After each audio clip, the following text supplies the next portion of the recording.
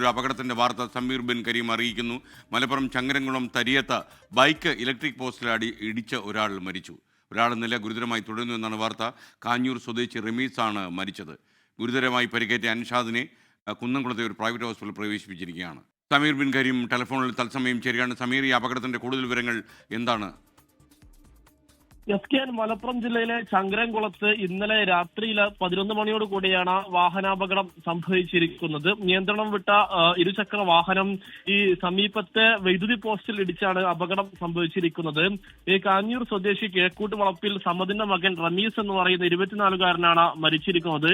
കൂടെ സഞ്ചരിച്ച അയിനിച്ചോട് സ്വദേശി അൻഷാദ് എന്ന് പറയുന്ന 26-കാരനും കാര്യമായ പരിക്കേറ്റിരിക്കുകയാണ്.